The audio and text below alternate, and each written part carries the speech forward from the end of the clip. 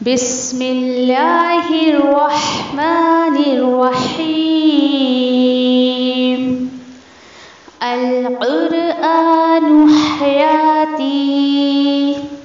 The Quran is my life, the way to connect with Allah subhanahu wa ta'ala. انشاءاللہ. اور الحمدللہ کہ دیکھیں کہ 2 پارے الحمدللہ ہمارے ہو چکے ہیں، اور 2 پارے میں سے پہلے پارے میں ہم نے جو ہے حسد کو دیکھا. ابھی تک وہ ٹاپک دیکھیے ہمارا ختم نہیں ہوا ہے. خود کو ہمیشہ دیکھیں کہ چیک کرتے رہا کرے کہ واقعی اب میرے دل میں جو ہے دوسروں کے لیے حسد کے جذبے ختم ہو گئے ہیں، نہیں ختم ہو گئے ہیں. اس پر ہمیشہ غور و فکر کرتے رہنا چاہیے.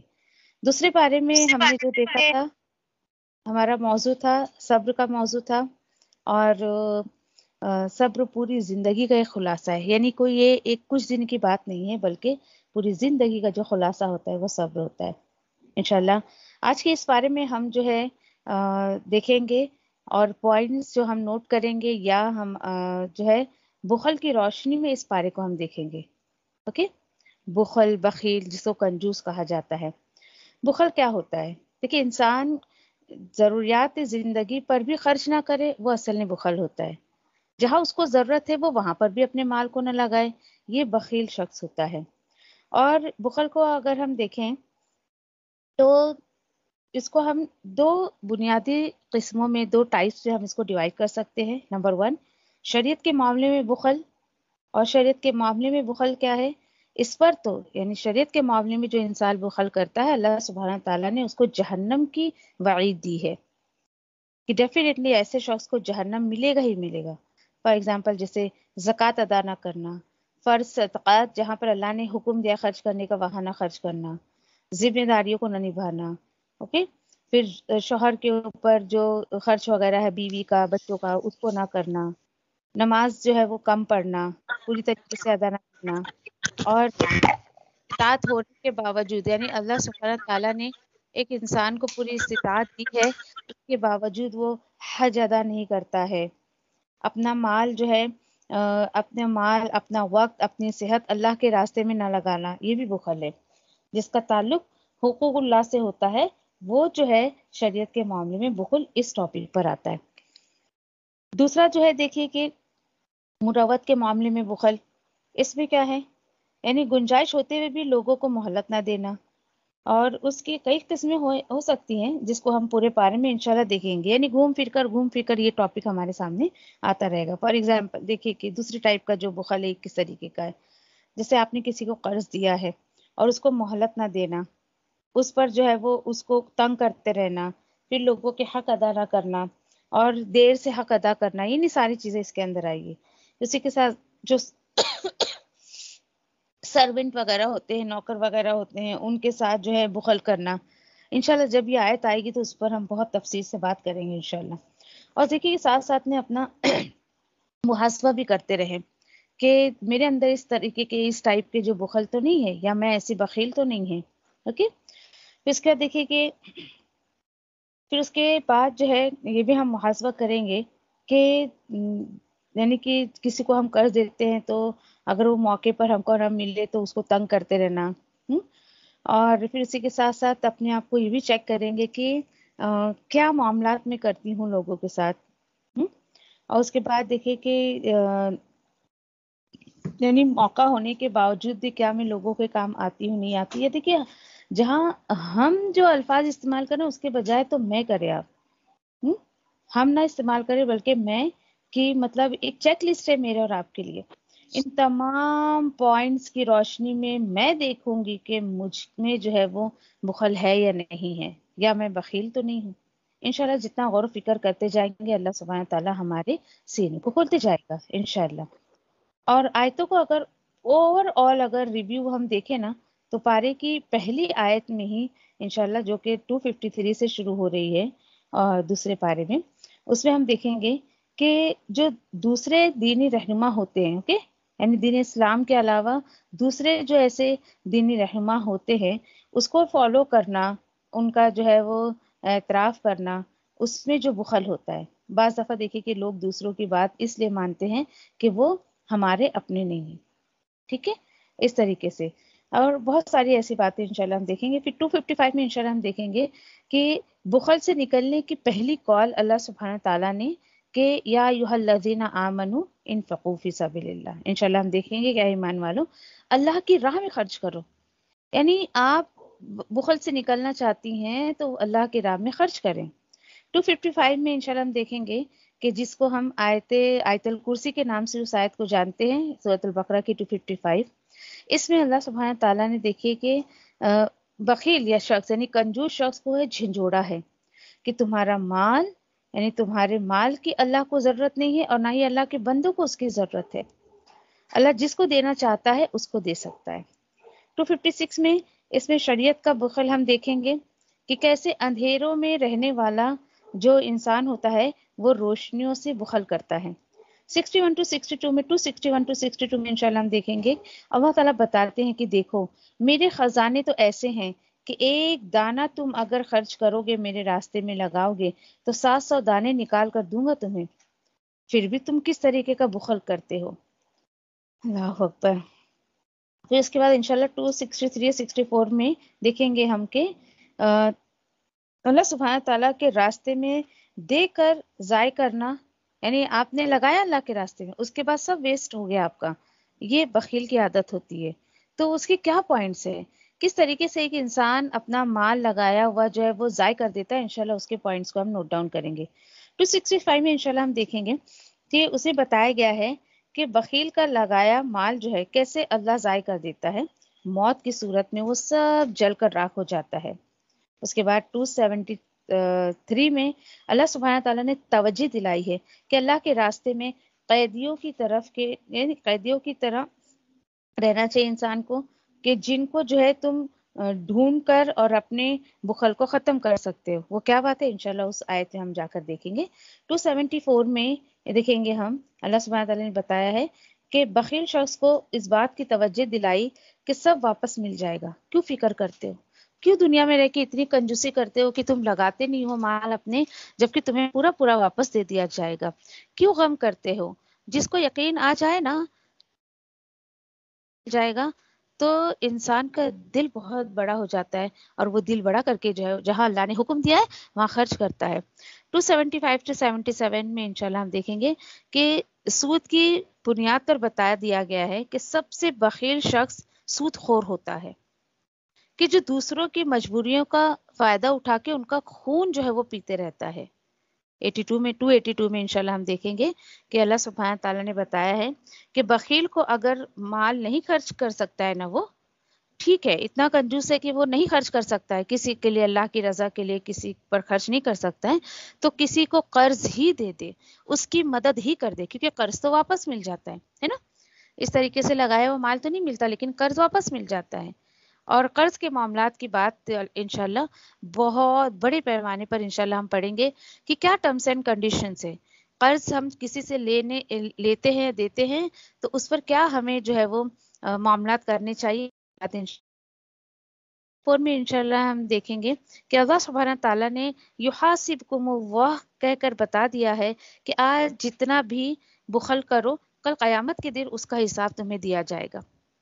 آج جتنا دنیا میں رہ کے تمہیں بخل کرنا ہے کر لو، قیامت کے دن اللہ سبحانہ تعالیٰ اس کا حساب لیں گے. اور انشاءاللہ 285 to 86 میں بہت خوبصورت دعا جو اللہ سبحانہ تعالیٰ نے صحابہ کے ذریعے ہمیں بتائی ہے، انشاءاللہ اس کے اوپر ہم روشنی ڈالیں گے. اس کے بعد تیسرے سپارے میں ہے سورہ آل عمران بھی جو ہے اس میں تو بہت خوبصورت نقطے انشاءاللہ ہم پوائنٹس کو جو ہے نوٹ ڈاؤن کریں گے انشاءاللہ.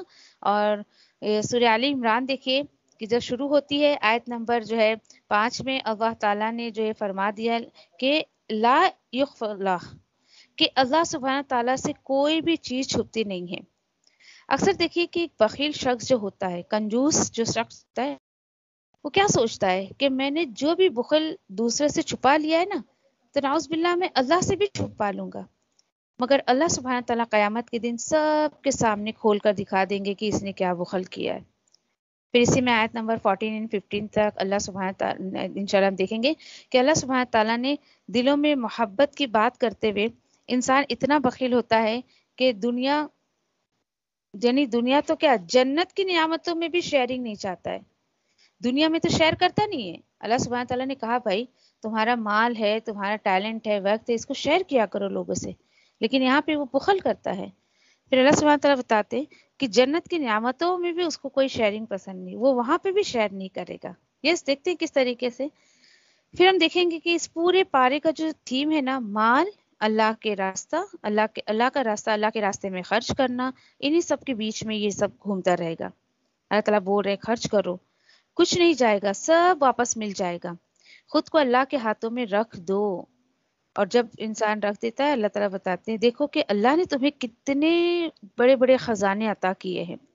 انشاءاللہ 26 to 27 میں ہم دیکھیں گے کہ اللہ نے مالک الملک ہونے کا احساس دلایا ہے انسان کو، کہ تم تھوڑا سا لے کر اتنے بڑے بنتے ہو۔ اللہ سبحانہ تعالیٰ نے تمہیں اتنا عطا کیا ہے، کسی کو تم تھوڑا دے دیتے ہو تو اتنا بڑا بن جاتے، اتنے بڑے بن جاتے ہیں۔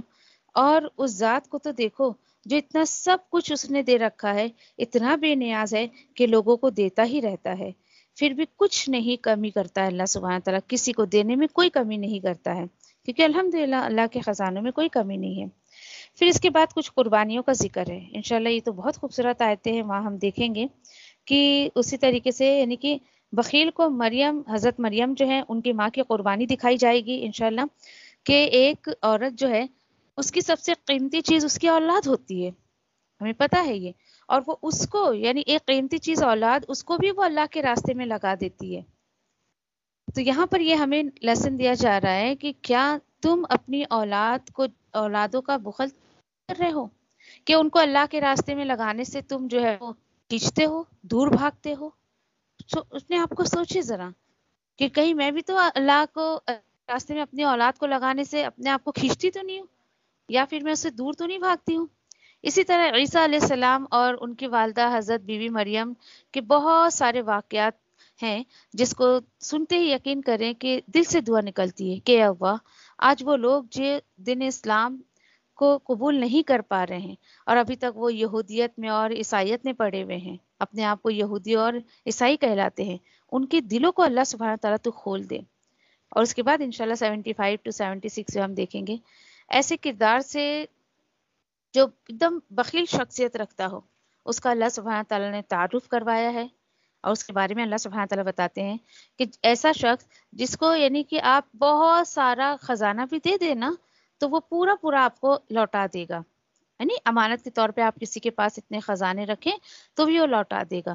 لیکن اور ایک کیریکٹر وہاں پہ بیان کیا گیا ہے کہ کوئی ایسا بھی ہوتا ہے کہ 1 روپیہ یا 1 دینار بھی آپ ان کے پاس رکھیں نا تو وہ نہیں لوٹائے گا، اور اپنے ایمان کو ہی بیچ ڈالے گا وہ۔ پھر اس کے بعد دیکھیے بخل کا تعلق مال سے ہوتا ہے، کوئی نہ سوچے کہ بخل انسان بہت غریب ہوتا ہے، نہیں، دیکھیے آل اوور جو ہے مال سے ہی اس کا تعلق ہوتا ہے، نہ کہ وہ غریب ہوتا ہے۔ اللہ سے دعا کرتے ہیں ہم کہ اللہ سبحانہ تعالیٰ ہم سب کو جو ہے توفیق دے کہ ہم اس پر غور و فکر کریں اور توجہ رکھیں کہ اس میں جو چیزیں ہمیں دنیا میں دی ہیں اللہ سبحانہ تعالیٰ نے، اس کو اسی کے مطابق خرچ کریں، اللہ کی رضا کے لیے خرچ کریں انشاءاللہ۔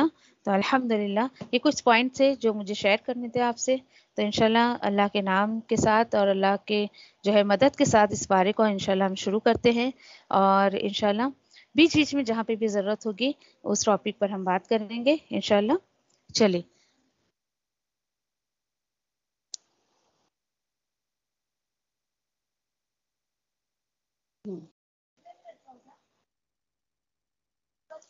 اعوذ باللہ من الشیطان الرجیم، بسم اللہ الرحمن الرحیم۔ تلک الرسل فضلنا بعضهم على بعض منهم من كلم الله ورفع بعضهم درجات وآتينا عيسى ابن مريم البينات وأيدناه بروح القدس ولو شاء الله ما اقتتل الذين من بعدهم من بعد ما جاءتهم البينات ولكن اختلفوا فمنهم من آمن ومنهم من كفر ولو شاء الله ما اقتتلوا ولكن الله يفعل ما يريد۔ الحمدللہ تیسرے سپارے کے آغاز میں ہم ہیں، اور اللہ تعالیٰ بہت خوبصورت میسج دیتے ہوئے ہمارے جو ہے اعمال فکر کرتے ہوئے ہمیں اللہ تعالیٰ سمجھا رہے ہیں کہ جیسے پچھلے آیت میں دوسرے سپارے کے بالکل لاسٹ والی آیت جو تھی کہ تلک آیات الواہ نتلوها علیک بالحق وانک لمن المرسلین، کہ نبی کریم صلی اللہ علیہ وسلم یہ اللہ کی آیتیں ہم پڑھ کر سنا رہے ہیں آپ پر، اور یہ کتاب حق سے بھرپور ہے، اور بے شک آپ یقیناً رسولوں میں سے ہیں۔ اسی کا کنٹینیو کہ رسولوں میں سے ہے، ہوتا کیا تھا کہ ہر میں یہ خیر معاملات دیکھتے ہیں، جیسے نبی صلی اللہ علیہ وسلم کو اللہ سبحانہ تعالیٰ نے بھیجا، دین اس کے بعد یہ عیسائی ہے، نصرانی ہے، یہ اپنے اپنے رسول کی بڑی بڑائی مارتے تھے، تو اللہ تعالیٰ بول رہے نہیں بھائی، تلکر رسول، یہ تمام ہمارے ہی رسول تھے، فضیلت دی تھی ہم نے ان کو باس پر، اس میں سے کسی سے کلام کیا تھا اللہ نے، اور بلند کیے تھے ان میں سے کچھ کے درجات کو، اور دیا ہم نے عیسیٰ ابن مریم کو واضح بینات، اور تائید کی ہم نے اس کی روح القدس کے ذریعے، اور اگر اللہ چاہتا نہیں باہم وہ لڑتے ایک دوسرے سے جو ان رسولوں کے بعد ہوئے، اس کے باوجود جبکہ ان کے پاس آ چکی تھی واضح بینات، اور لیکن اختلاف کیا انہوں نے، سو ان میں سے کچھ ایمان پر رہے اور ان میں سے کچھ نے جو ہے وہ کفر کیا یا کفر میں پڑ گئے، اور اگر اللہ چاہتا تو نہیں آپس میں وہ لڑتے، اور لیکن اللہ وہ چاہتا ہے جو وہ کرتا ہے، یا وہ کرتا ہے جو وہ چاہتا ہے۔ سبحان اللہ۔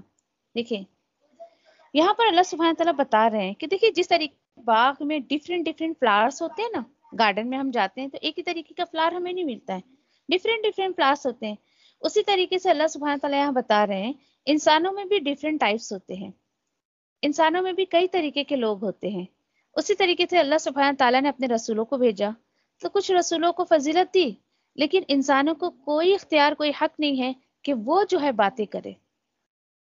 اب یہاں پہ کچھ سے اللہ نے کلام کیا تو موسیٰ علیہ السلام ہے، عیسیٰ علیہ السلام کی بات یہاں پہ بتائی گئی ہے، اور اسی طریقے سے انشاءاللہ ہم دیکھیں گے کہ یہاں پر بات اصل میں کیا ہے، نبی کریم صلی اللہ علیہ وسلم کی بات کو وہ لوگ اہمیت نہیں دیتے تھے، کیوں؟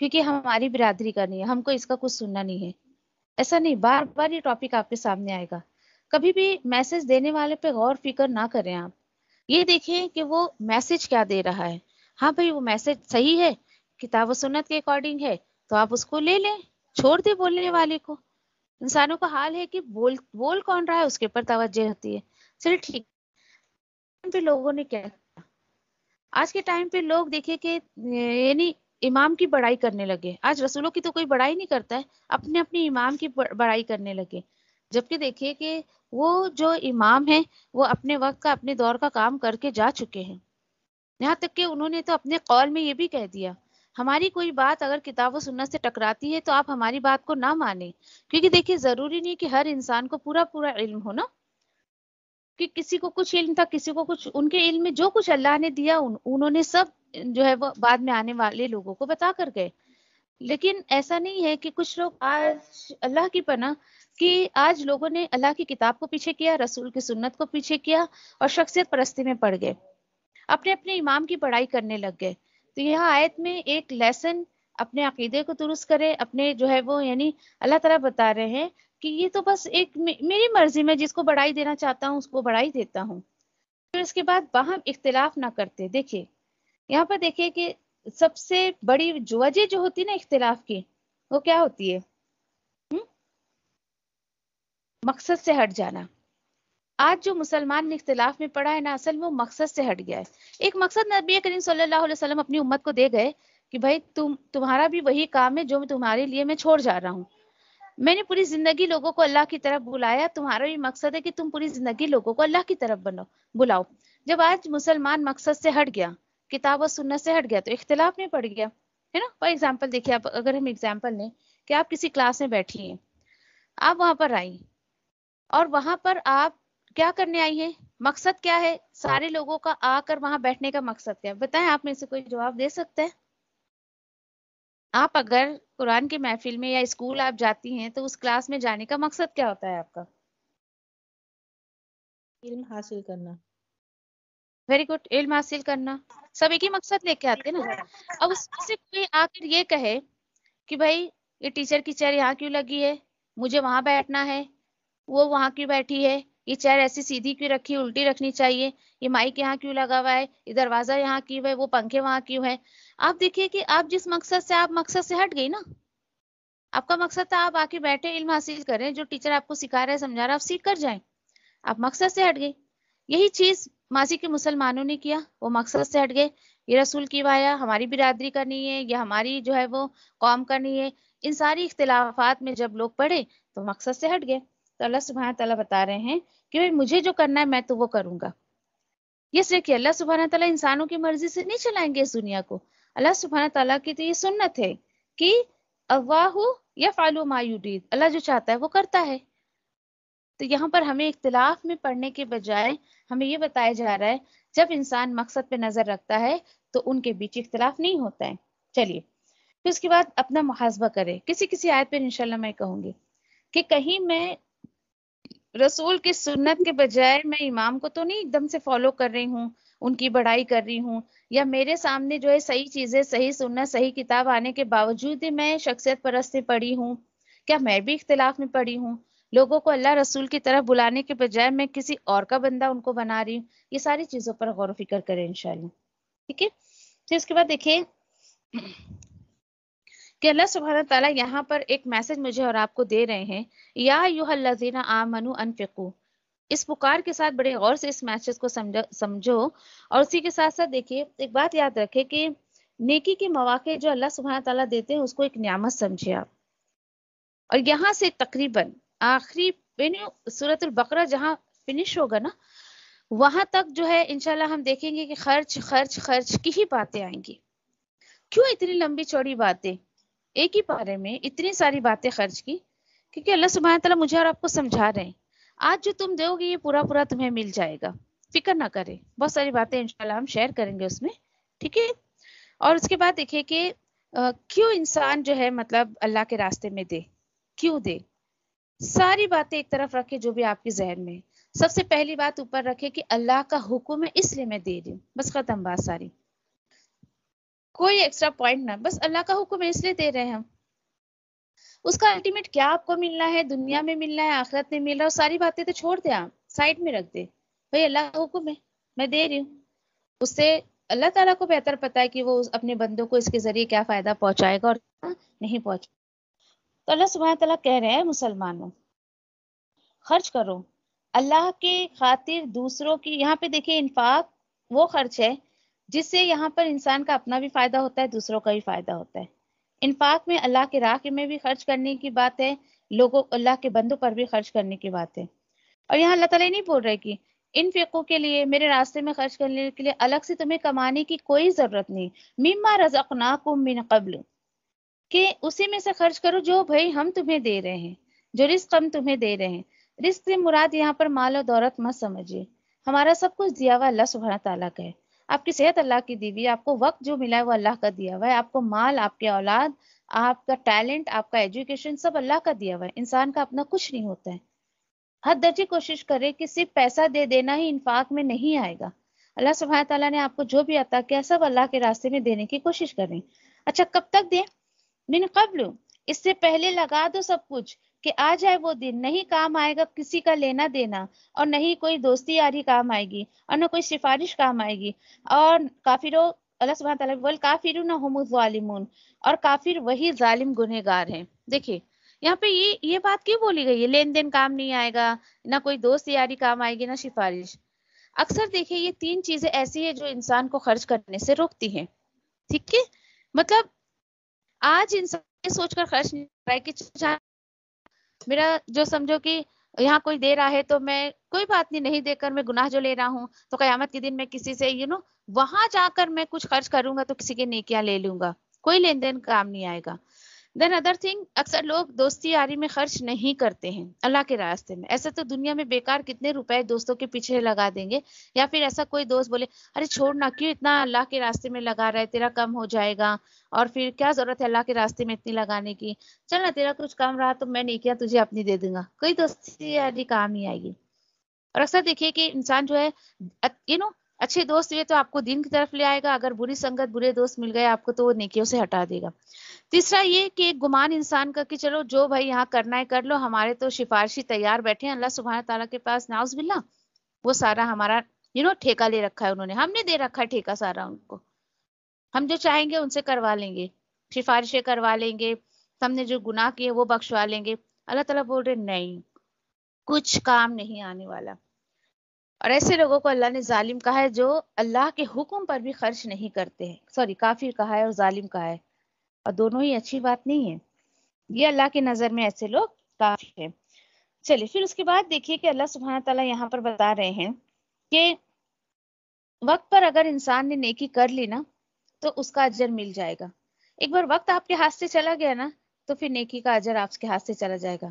یہ زندگی جب تک ہے شعور کے ساتھ، آپ ڈیڈ بیڈ پہ چلی گئی، شعور جاتا رہا آپ کا، اس وقت آپ کچھ کرنا چاہیں گے تو کچھ نہیں کر سکیں گے. شعور کے ساتھ اللہ کے راستے میں خرچ کریں. پھر انسانوں سے اللہ سبحانہ تعالیٰ بتا رہے ہیں کہ کیا وجہ، پوچھے اللہ تعالیٰ کیا وجہ بھائی، کیوں تم خرچ نہیں کر رہے ہو؟ اللہ کا حکم آنے کے بعد بھی خرچ کیوں نہیں کر رہے ہو؟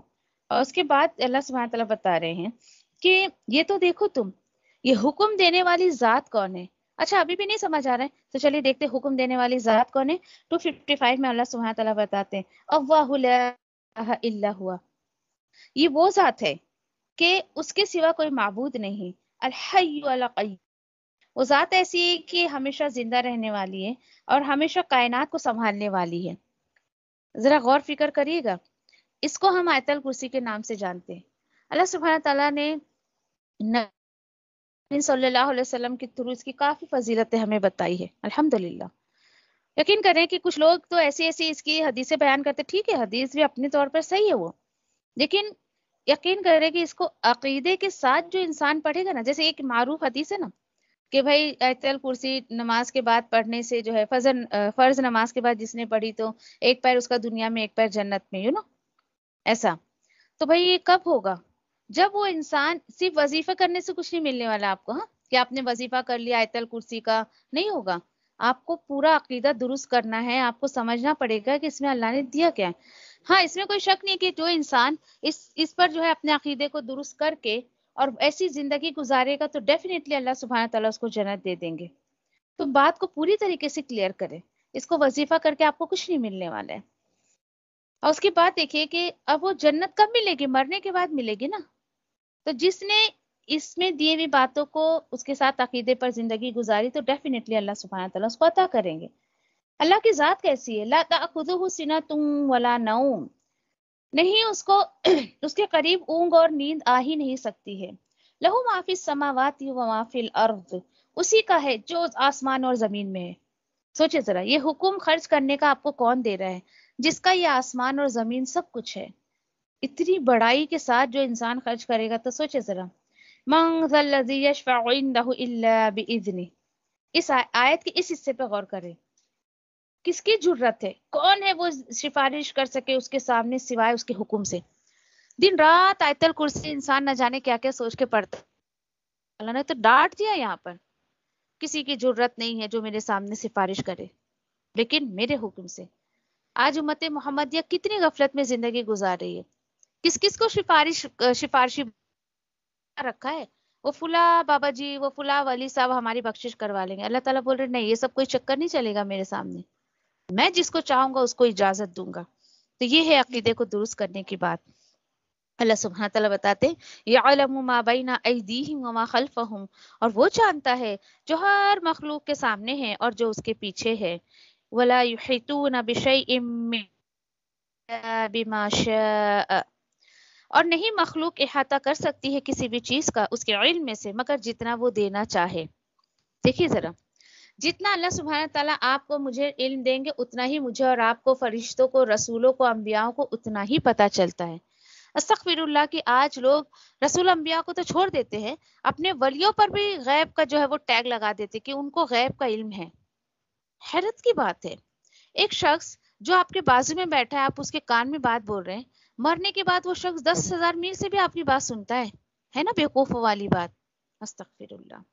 وسع کرسیہ السماوات والارض ولا یؤودہ حفظہما وہو العلی العظیم. گھیرے ہوئے ہے اس کی کرسی کا اقتدار، اس کی کرسی کا پاور آسمان اور زمین کو، اور نہیں تھکا سکتی ہے اسے ان دونوں کی حفاظت، اور وہ انتہائی اعلی شان اور عظمت والا ہے، بڑی عظمت والا ہے. سبحان اللہ کی اس کی بہت ساری فضیلتیں ہیں. رات میں آپ صلی اللہ علیہ وسلم کا معمول تھا کہ اس کو جو ہے رات میں سونے سے پہلے پڑھتے تھے. تو ایک دیکھیے کہ جو چیزیں آپ صلی اللہ علیہ وسلم سے روایت سے ملتی ہے اس کو کرنے میں فائدہ ہے, اس کو کرنے میں کہیں نہ کہیں آپ کو جو ہے اس کی فضیلت مل جائے گی, لیکن اس کا وظیفہ نہ بنائیں, اس کو سمجھ کر اس کو جو ہے بڑے عقیدے کے ساتھ پڑھیں انشاءاللہ. چلیں, اب ہوا کیا, جب اتنے خوبصورت رب کا تعارف کرایا گیا, اب آپ کے دل میں بڑائی آ گئی, اور اس کے بعد جو ہے آپ کے دل میں آیا انشاءاللہ میں خرچ کروں گی, اتنا خوبصورت دین ہے, چلو بھائی اس کو بھی پکڑ کے لاؤ دین کی طرف, اس کو بھی پکڑ کے لاؤ دین کی طرف. یہی تھنکنگ, یہی تڑپ جو ہے صحابہ کے دل میں آئی تھی. صحابہ کو لگا کہ کتنا پیارا دین ہے, یہ نبی کریم صلی اللہ علیہ وسلم اتنا پیارا دین ہم کو دینے کے لیے آئے ہیں. تو ہوا کیا کہ آپ سمجھیے کہ کچھ لوگ جو اہل کتاب تھے, جن کو کتاب کا علم تھا, یہودی نصارہ, وہ اپنے بچوں کو جو ہے یعنی کہ ان کی تعلیم پر چلاتے تھے. جب نبی کریم صلی اللہ علیہ وسلم دین لے کر آئے, دین اسلام, دین ان کو یہ دین بہت پسند آیا. اب وہ لوگ کیا کرتے تھے, اس دین کو قبول کر لیا. اب ان کے دل میں آیا بھائی یہ تو دین بہت خوبصورت ہے, چلو اب ہم اپنے بچوں کو بھی گھسیٹ کر اس طرف لاتے ہیں, یہ دین پر چلاتے ہیں. تو اللہ تعالیٰ نے کہہ دیا نہیں, لا اکراہ فی الدین, دین میں کوئی زور زبردستی نہیں. اکثر اس آیت کو میں نے کچھ اسکالرز کو سنا ہے بولتے ہوئے, کچھ مولانا ہے جن کو اللہ نے دین کی سمجھ دی ہے, کہ وہ سوچتے ہیں کہ یہ مسلمانوں کے لیے آئے تھے. نہیں, یہ مسلمانوں کے لیے آئے تھے نہیں ہے. کچھ لوگ بولتے ہیں نا, ارے وہ نماز نہیں پڑھتی, نہیں بابا دین میں زبردستی نہیں, اس کو نماز میں زبردستی مت کرو. نہیں نہیں, غلط فہمی کو دور کریں. یہ آیت میرے آپ کے لیے نہیں ہے, یہ آیت ان کے لیے ہے کہ کوئی غیر مذہب کا شخص ہے, دین اسلام پر نہیں ہے, نان مسلم ہے, آپ اس کو زبردستی دین اسلام میں نہیں لا سکتے, آپ اس کو زبردستی مسلمان نہیں بنا سکتے ہو. یہ ان کے لیے آیتیں ہیں, سمجھ گئے آپ؟ کیونکہ دیکھیے کہ مسلمان کا مطلب ہی ہے کہ خوشی سے اللہ کے حکم پر عمل کرے. نماز پڑھنا اللہ کا حکم ہے, مسلمان کو تو خوشی خوشی اللہ کے آگے جھکنا چاہیے. بات سمجھ آ گئی؟ سب کو کلیئر ہو گئی یہ بات؟ الحمدللہ باجی. ٹھیک ہے. الحمدللہ. اللہ سبحانہ تعالیٰ وہی بولتے ہیں کہ تم جو ہے اللہ کو پہچاننے کے بعد اللہ کی طرف آ جاؤ. اور اس کے بعد دیکھیے کہ کیا ہوتا ہے, کہ یہاں پر دیکھیں کہ کیوں اللہ تعالیٰ نے ایسا کہا کہ دین میں کوئی زبردستی نہیں ہے. کیونکہ دیکھیے کہ اللہ سبحانہ تعالیٰ نے جو ہے ہر بندے کو اس بات کو واضح کر دیا کہ حق کیا ہے اور باطل کیا ہے. اس کا فرق اللہ نے بتا دیا. کیوں؟ کیونکہ قد تبین الرشد من الغی, اللہ تعالیٰ بول رہے ہیں یقیناً ظاہر ہو گئی ہدایت گمراہی کے سامنے. یعنی اچھا برا اللہ نے سب کو بتا دیا. ہر انسان کو پتا ہوتا ہے نا بھائی میں اچھا کر رہا ہوں یا برا کر رہا ہوں, تو زور زبردستی کی کیا بات ہے. اور اللہ تعالیٰ بتاتے ہیں کہ دیکھو, اور جو بھی وہ انکار کرتا ہے طاغوت کا اور ایمان لائے اللہ پر, تو بے شک اس نے تھام لیا مضبوط سہارا, اور ممکن ہے کہ وہ ٹوٹے, ہے نا, اس کا ٹوٹنا اس کو ٹوٹ ہی نہیں سکتا ہے. اب اللہ سمیع العلیم, اور اللہ سب کچھ سنتا اور جانتا ہے. دیکھیں یقین کریں, انسان کے شعور آتا ہے نا, تو وہ بڑے شعور کے ساتھ اللہ کو تھامتا ہے, اور بھی وہ چھوڑتا نہیں ہے اللہ سبحانہ تعالیٰ کو. آج شعور نہیں ہے مسلمانوں کے اندر. شعوری دین ماں باپ کا دین نہیں, رسمی دین نہیں, سماج کا دین نہیں. شعوری دین جب انسان کے اندر آتا ہے اور وہ کتاب و سنت سے آتا ہے, تو پھر اس کے بعد انسان جو ہے واقعی اللہ سبحانہ تعالیٰ کے دین کو مضبوطی سے پکڑ لیتا ہے. فار ایگزامپل دیکھیے کہ جیسے آپ سوئمنگ پول, آپ میں سے کسی نے سوئمنگ پول میں جب سوئمنگ کیا ہوگا, جب اس میں جیسے ایسا لگے گا کہ میں بھائی ڈیپ میں جا رہی, تو وہ آپ کو رنگ دیتے ہیں ٹائر کے شیپ میں, اس کو آپ کتنی مضبوطی سے پکڑتے تاکہ میں ڈوب نہیں جاؤں. اسی طریقے سے جب انسان جو ہے دین کی طرف آتا ہے, اور وہ جو ہے سماج اس کو کھینچتا ہے اپنی طرف, تو اللہ کے دین کو, اللہ کو بڑی مضبوطی سے پکڑتا ہے, تو اللہ سبحانہ تعالیٰ اس کو بچا لیتے ہیں. اور ایک بات یہاں پہ اللہ سبحانہ تعالیٰ مجھے اور آپ کو بتا رہے ہیں کہ دیکھیں دل سے کی گئی نیکی ہمیشہ باقی رہتی ہے. الحمدللہ آپ چاہتی ہیں کہ اس وقت آپ جو کر رہی ہیں یہ نیکی کا کام ہے, الحمدللہ اللہ کے کلام کو سمجھنا, اس کو دل سے کرے تاکہ اللہ سبحانہ تعالیٰ اس نیکی کو ہمیشہ جو ہے وہ باقی رکھے انشاءاللہ. یہاں بات طاغوت کی آئی ہے, ان شارٹ میں بتاتے ہوئے چلوں, بڑی لمبی ڈیفینیشن ہے اس کی. طاغوت ہر اس چیز کو کہا جاتا ہے جو آپ کو اللہ سے دور کر دے. وہ آپ کا اپنا نفس ہو سکتا ہے, آپ کا مال ہو سکتا ہے, آپ کے بچے ہو سکتے ہیں, آپ کا سماج ہو سکتا ہے, کوئی بھی ہو سکتا ہے. اب وہ ہم غور و فکر کریں. اس کے بعد دیکھیے یہاں پر آگے جو بات آ رہی ہے کہ اللہ ولی الذین آمنوا, اللہ سوری اللہ ولی الذین آمنوا یخرجوہم من الظلمات الی النور، کہ اللہ تو ولی ہے، دوست ہے ان لوگوں کا جو ایمان لاتے ہیں. کیوں؟ کیونکہ وہ نکالتا ہے انہیں اندھیروں سے نور کی طرف. بہت خوبصورت نقطہ ہے. اب کیا ہوتا ہے کہ انسان جب اللہ کو مضبوطی سے تھام لیتا ہے، دین کے کڑے کو مضبوطی سے تھام لیتا ہے، اب سماج اس کو کھینچنا چاہتا ہے برائی کی طرف، اور کیا کہتا ہے، یہ کیا ہو گیا تمہیں، یہ کیا ہو گیا، یہ کیسے تم جو ہے وہ نئی نئی باتیں دین میں لاتی ہو. اصل میں سماج جو ان کو دیتا ہے نا، وہی ان کو پتہ چلتا ہے دین یہی ہے.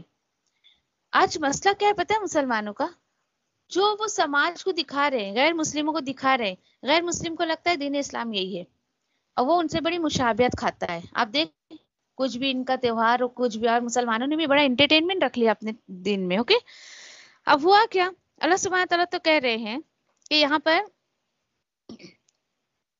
کہ اللہ تعالیٰ بول رہے ہیں کہ تم یہ ظاہر کرے اللہ تعالیٰ کہ تم اللہ کی طرف آؤ، اور یہ نشانی ہے اس کی کہ انسان گمراہی کے اندھیروں سے نکل کر ہدایت کے نور کی طرف آئے.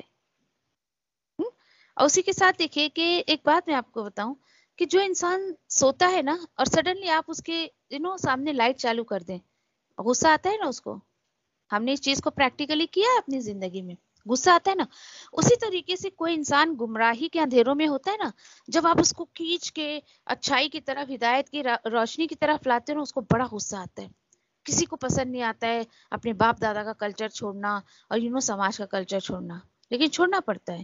اللہ تعالیٰ بولتے ہیں والذین کفروا، اور وہ لوگ جو نافرمانی کرتے ہیں ان کے دوست تو طاغوت ہیں، ان کے اولیاء تو طاغوت ہیں، اور وہ نکالتے ہیں نور سے اندھیرے کی طرف. دیکھیے اب چوائس یہاں پہ آپ کو دے دی گئی، چوائس کیا کلیئر کر دیا گیا آپ کو، اور اللہ تعالیٰ نے بتا دیا. اب دیکھ لو بھائی، تمہیں گمراہی سے نکل کے اندھیرے جو ہے وہ روشنی کی طرف آنا ہے، یا پھر روشنی سے نکل کے اندھیرے کی طرف جانا ہے، یہ تمہیں بتا دیا اللہ نے.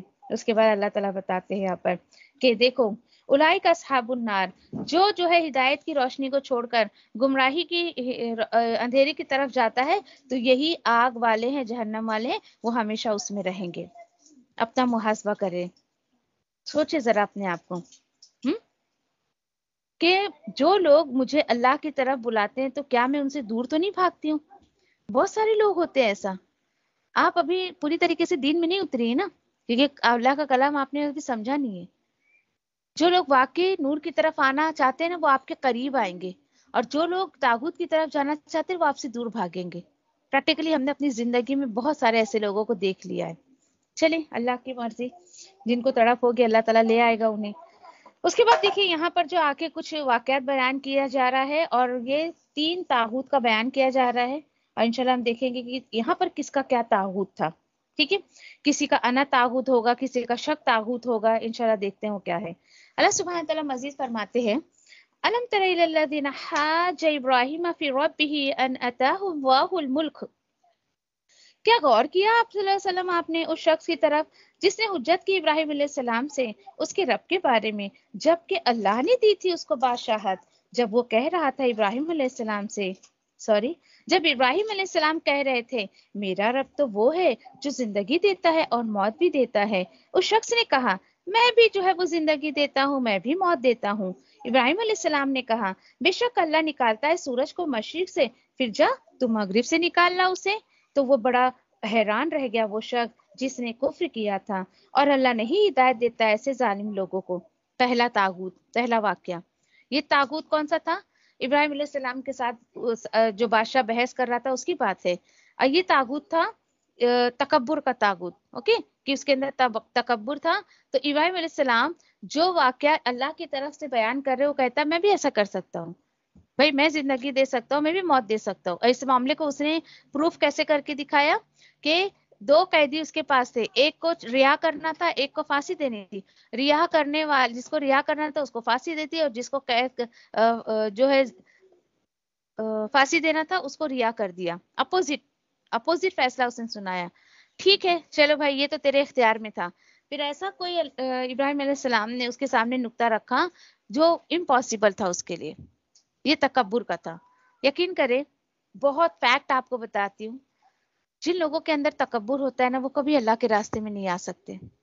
بظاہر اپنی زبان سے کچھ بھی کہتے رہے، آپ بہت آسانی سے ان کو جانچ لیں گی، پرکھ لیں گی، ٹٹول لیں گی ان کو کہ بھائی اس کے اندر تکبر ہے، اور زبان سے کبھی اقرار نہیں کرے گا لیکن عمل سے آپ کو جو ہے وہ اس طریقے سے کہہ دے گا. کتنے لوگ آپ کو بھی ملتے ہوں گے جو بولتے ہیں نہیں نہیں ٹھیک ہے، مجھے کیا ضرورت ہے قرآن سمجھنے کی، میں پڑھتی ہوں نا بس ہو گیا، ارے میں بچپن سے ترجمہ پڑھی، تم کو کیا معلوم. دیکھیے پڑھنے اور سمجھنے میں بہت فرق ہے، سمجھے. پڑھ کر انسان کبھی ہدایت نہیں لے سکتا ہے. ہدایت کا شرط ہے کہ آپ سمجھے، سنیں، کیونکہ سننے سے ہدایت کا بڑا تعلق ہے، انشاءاللہ آگے جا کر ہم پڑھیں گے. دوسرا واقعہ جو یہاں بیان کیا جا رہا ہے، او کالذی مر علی قریۃ وہی خاویۃ علی عروشہا، یا اس شخص کا معاملہ جس کا گزر ہوا ایک آبادی سے اور وہ اندھی پڑی رہی اس بستیوں پر. اس نے سوچا کس طرح زندگی دے گا اللہ اسے اس کی موت کے بعد. سو اللہ نے اسے موت دے دی 100 سال تک. پھر اٹھایا اسے اور اللہ نے پوچھا بتا کتنی مدت رہا تو اس حال میں. اس نے کہا میں رہا ایک دن کا کچھ حصہ. اللہ نے فرمایا بلکہ تو رہا اس حال میں 100 سال تک. پھر نظر اٹھا کر دیکھا پھر نظر اٹھا کر دیکھ تیرے کھانے اور تیرے پینے کی چیزوں کی طرف کہ وہ سڑی گلی نہیں، اور دیکھ تیرے گدھے کی طرف، اور اس طرح بنا دیا ہم نے تجھے نشانی تمام انسانوں کے لیے. اور دیکھ گدھے کی ہڈیوں کی طرف کس طرح ہم جوڑتے ہیں اسے. پھر ہم نے چڑھایا ان پر گوشت. پھر جب واضح ہو گیا اس پر اس نے کہا دیکھیے عالم ان اللہ علی کل شیء قدیر، میں جان گیا کہ اللہ ہر چیز پر قدرت رکھتا ہے.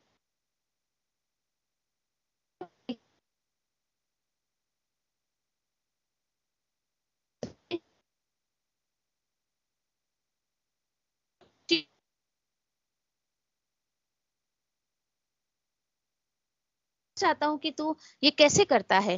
تو اللہ سبحانہ تعالیٰ نے انہیں جو ہے بتا دیا کہ میں جو چاہتا ہوں وہ کرتا ہوں اس طریقے سے جو ہے. اور کچھ لوگوں کو اللہ نے جو مار دیا تھا، یا پھر یہ تقریباً عزیر علیہ السلام کا تذکرہ ہے، یہ بنی اسرائیل میں ان کو نبی بنا کر بھیجا گیا تھا. آگے تیسرا واقعہ ہم دیکھتے ہیں، یہ بھی ایک محبت کی نشانی ہے، کوئی شک کی نشانی نہیں ہے. ٹھیک ہے. اور اسی طریقے سے دیکھیے کہ اب دیکھیے یہاں جو واقعات بیان کیے جا رہے ہیں کب اس پر ہمارا عمل ہوگا. ٹھیک ہے. اگر ان باتوں سے آپ فائدہ اٹھانا چاہتے ہیں نا تو ہمیشہ ایک بات یاد رکھیں. ٹھیک ہے کہ جو بھی آپ کے دماغ میں باپ دادا کے طریقے ہیں، باپ دادا کی قصے کہانیاں ہیں، ان کو ہٹا دیں. تب جا کے اپنے دل اور دماغ کو خالی کریں، تاکہ دیکھیے کہ ہم جو ہیں یعنی کہ سمجھ سکے اس کو. اور اللہ سے دعا کرتے ہیں کہ اللہ سبحانہ تعالیٰ تیری کتاب ہے، تیری کتاب سے مجھے ہدایت دے دے. تیری کتاب ہے، تو ہی بہتر طریقے سے سمجھا سکتا ہے. کیونکہ میں جب میں نے یہ سلسلہ شروع کیا تھا تقریباً 2010 میں بہت رویا کرتی تھی اللہ سبحانہ تعالیٰ کے سامنے. اگر مجھے ایک ورڈ بھی سمجھ نہیں آتا تھا میں اس قدر رویا کرتی تھی زاروں قطار، اللہ کیا بات ہے، میرا وہ کون سا گناہ ہے جس کی وجہ سے مجھے یہ آئے سمجھ نہیں آ رہی ہے، مجھے یہ ورڈ کلیئر کیوں نہیں ہو رہا ہے. What's the reason.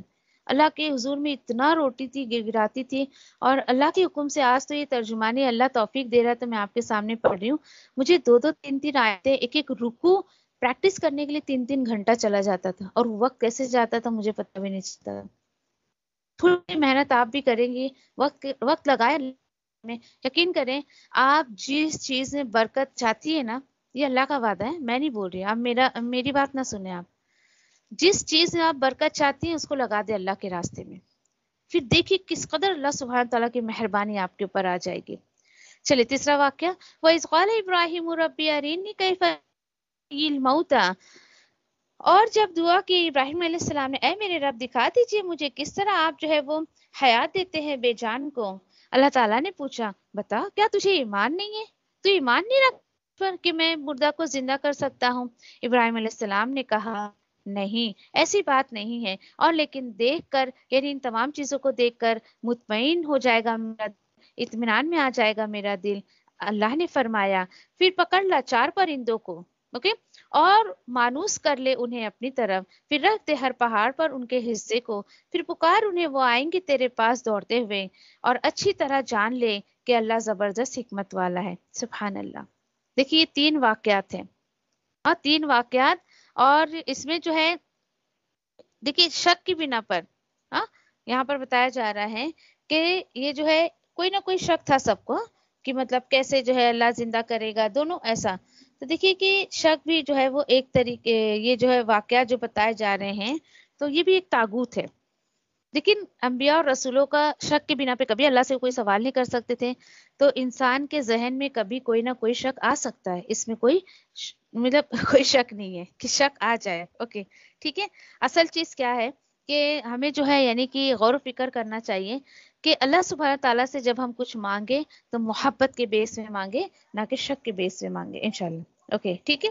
اور الحمدللہ دیکھیں کہ یقین کریں کہ کچھ باتیں یہاں پر جب 30ویں سپارے تک انشاءاللہ جب قرآن مکمل ہوگا ہمارا، سارے جو سماج کے پردے آپ کی آنکھوں پر چڑھے وہ سب اللہ سبحانہ تعالیٰ ایک ایک کر کے ہٹا دیں گے انشاءاللہ. تو اللہ کے حکم سے ہمارا جو ہے وہ 260 تک ہو گیا ہے.